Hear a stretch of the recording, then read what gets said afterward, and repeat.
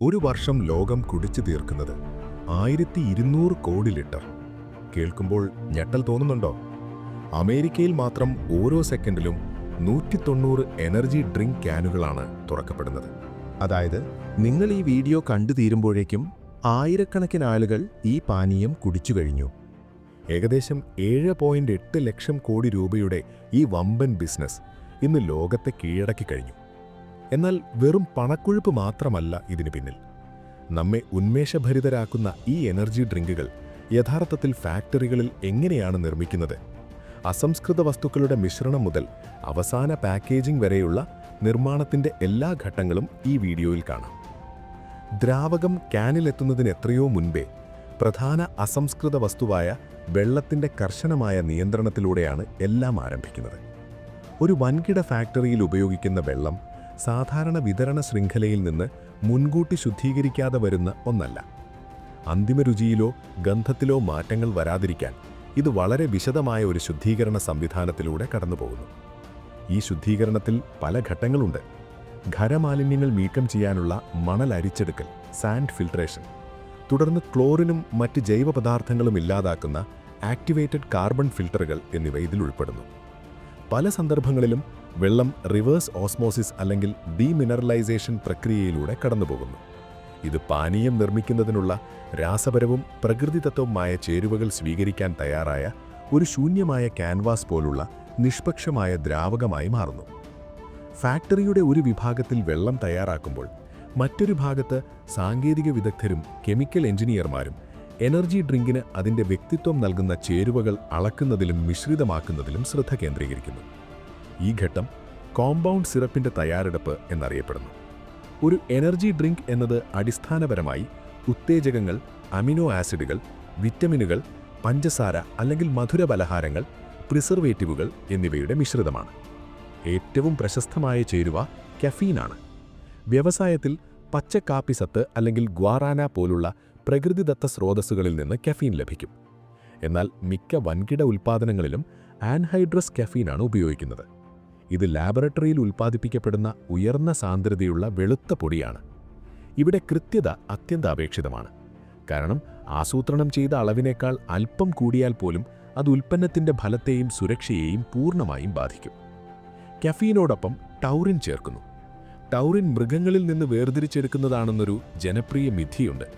എന്നാൽ വ്യാവസായിക യാഥാർത്ഥ്യമെന്തെന്നാൽ ശുദ്ധിയും സാമ്പത്തിക ലാഭവും ഉറപ്പാക്കാൻ ഇത് വലിയ റിയാക്ടറുകളിൽ രാസപരമായി നിർമ്മിക്കപ്പെടുന്നു എന്നതാണ്.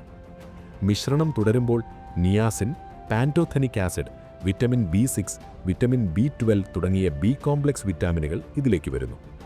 അളവിൽ പിശക് സംഭവിക്കാതിരിക്കാൻ മുൻകൂട്ടി തയ്യാറാക്കിയ ഒരു മിശ്രിതമായ പ്രീമിക്സ് രൂപത്തിലാണ് ഈ വിറ്റാമിനുകൾ ഫാക്ടറിയിലെത്തുന്നത്.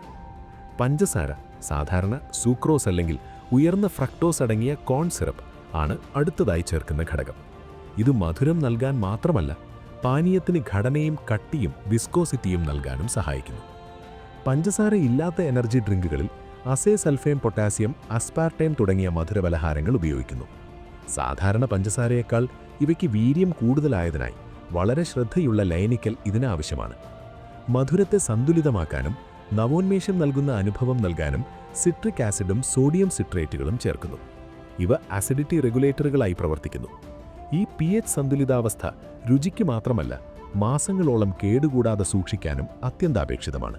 എല്ലാ ചേരുവകളും അളന്നുകഴിഞ്ഞാൽ അവ വലിയ മിക്സിംഗ് ടാങ്കുകളിലേക്ക് വിടുന്നു. ഈ സമയത്ത് നിങ്ങൾക്ക് ലഭിക്കുന്നത് സാന്ദ്രതയേറിയ സിറപ്പാണ്. ഈ സിറപ്പ് ഉടൻ തന്നെ ഗുണനിലവാര പരിശോധനയ്ക്ക് വിധേയമാകുന്നു. അവിടെ പഞ്ചസാരയുടെ അളവ് അളക്കുന്നതിനുള്ള ബ്രിക്സ്, അസിഡിറ്റി എന്നിവ പരിശോധിക്കാൻ ലബോറട്ടറിയിലേക്ക് സാമ്പിളുകൾ കൊണ്ടുപോകുന്നു. ഈ മിശ്രിതം അംഗീകരിച്ചതിന് ശേഷം മാത്രമേ ഇത് അടുത്ത ഘട്ടമായ അന്തിമ ലയിപ്പിക്കലിലേക്ക് നീങ്ങുകയുള്ളൂ. കോൺസെൻട്രേറ്റഡ് സിറപ്പ് ഒരു പ്രപ്പോർഷണർ എന്ന് വിളിക്കുന്ന ഉപകരണത്തിലേക്ക് പമ്പ് ചെയ്യുന്നു. ഈ ഉപകരണം പ്രക്രിയയുടെ തുടക്കത്തിൽ ശുദ്ധീകരിച്ച വെള്ളം സ്വീകരിക്കുകയും സിറപ്പുമായി കൃത്യമായ അനുപാതത്തിൽ കലർത്തുകയും ചെയ്യുന്നു. സാധാരണയായി ഒരു ഭാഗം സിറപ്പിന് 5-6 ഭാഗം വെള്ളം എന്ന നിലയിലാണ് ഇത് കലർത്തുന്നത്.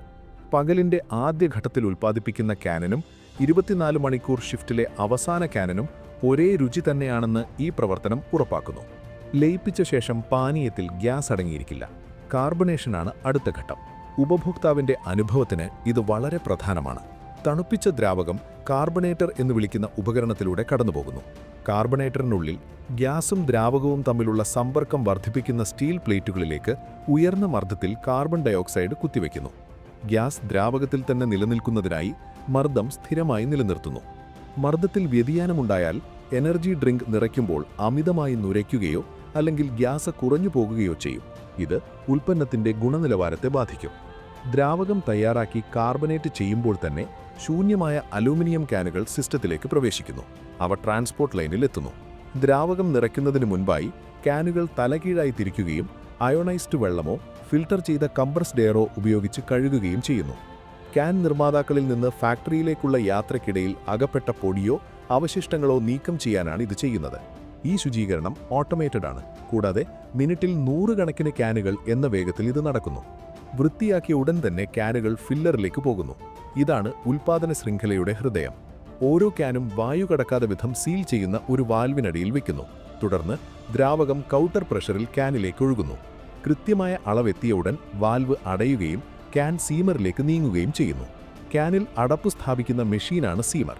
കാർബൺ ഡയോക്സൈഡ് പുറത്തു പോകാതിരിക്കാൻ ഈ പ്രക്രിയ വളരെ വേഗത്തിൽ നടക്കേണ്ടതുണ്ട്.